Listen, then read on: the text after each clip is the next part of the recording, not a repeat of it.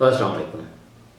यूँ तो हमारी यूनिवर्सिटियों में जो शोबाजात हैं वो एक आम सतह से ही कह सकते हैं, क्योंकि जो स्पेशल एजुकेशन है, टेक्निकल एजुकेशन है, या उस हवाले से कुछ चंद एक और इदारे हैं इंजीनियरिंग के हवाले से, या ज़ाहिर है यूईटी है, या इस तरह कोई और एक आधी यूनिवर्सिटी।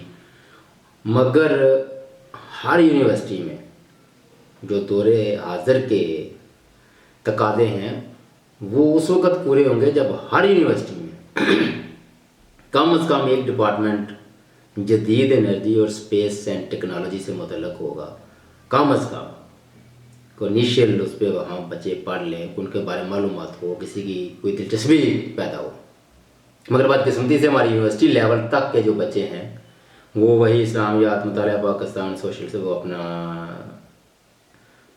इकनॉमिक्स, स्टैट्स और वगैरह इस तरह के चंद सब्जेक्ट है, मैथ, इंग्लिश, कोई हिस्ट्री वगैरह इस तरह के कोई चंद सब्जेक्ट हैं वहाँ वो मास्टर कर लेते हैं या बीएस की डिग्री हासिल कर लेते हैं।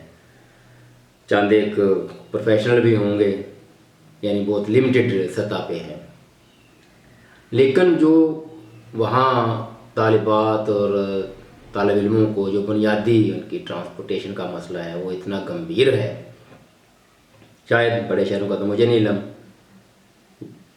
यकीनी तौर पर वहाँ भी ऐसे बुरे हालात होंगे। मगर यूनिवर्सिटी ऑफ गुजरात के जो बसेस हैं वहाँ मैंने अपनी आँखों से देखा है कि किस तरह भेड़ बकरियों की तरह वो ठूंस कर लड़कियों को और लड़कों को भी लेके जा रहे हैं। और अगर तो सिर्फ इस तरह लड़कियों को ही लेके जाएं एक बस में, तो ये तो उस वक्त भी, उस हालत में भी काबिल कबूल नहीं। चाहे जाए कि आप लड़के लड़कियों की मुश्तरका एक ही जगह पे वो जा रहे हों, कोई डिवीज़न नहीं है उनके, चलो कोई बात नहीं, वो भी ना हो। लेकिन इस हद तक लड़के बेचारे भी मजबूर हैं कि वो दरवाज़ों के आगे खड़े होते हैं और उनकी जो नशिस्तें हैं वो भी लड़कियों ने उन पर कब्ज़ा जमाया होता है। और लड़कियों को तो खुद मैंने वो जो दरवाजे हैं जहाँ कभी हम 80s 90s में एक हाथ से वो किसी बस का डंडा पकड़ के एक हाथ में किताबें होती थी तो लटके जाते थे, वो हाल अब लड़कियों का है। चे जाए कि आज से जो 32-35 साल पहले की सूरत हाल है, हम उससे भी बदतर हो जाएं, ये एक सोचने वाली बात है बाब इख्तियार के लिए, जहाँ करोड़ों अरबों की करप्शन कोई मायने नहीं रखती। 50 करोड़ की करप्शन तक तो आपका नैब का केस भी नहीं बनता। यानी ये कोई करप्शन हुई 50 करोड़ की है, अरबों में करप्शन करने वाले मुल्क ये करोड़ों की करप्शन में तो कोई गिनती में ही नहीं आती ना। तो वहाँ हमारे जो मुस्तकबिल है वो इन हालात में सफ़र कर रहे हैं। चंद दिन पहले एक बच्ची की हालत गैर हुई, उस बेचारी को वोमिटिंग शुरू हुई। ज़ाहिर है इतनी मिड भीड़ में, इतनी कंजस्टेड सूरत हाल में जहाँ सांस लेना मुश्किल हो जाएगा, तो ऐसी सूरत हाल से दो चार हो सकता है।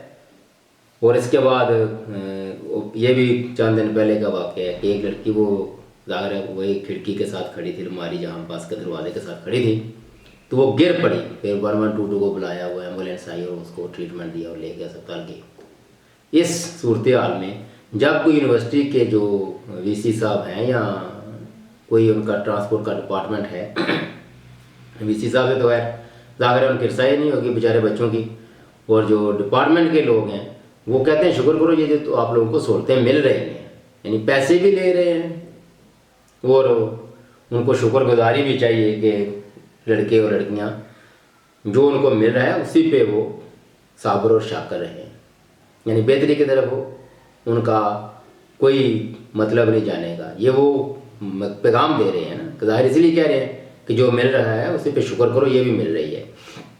हालांकि ये कोई साल नहीं कर रहे, इसकी फ़ीस लेते हैं 16-16, 20-20 हज़ार इनकी ट्रांसपोर्टेशन के मद में वो फ़ीस भी लेते हैं। तो बसें बढ़ा लें, कौन सा मुफ्त लेके जाते हैं, पैसे लेते हैं ना, तो पैसे लेते हैं तो बसें बढ़ा लें, क्या फ़र्क पड़ता है।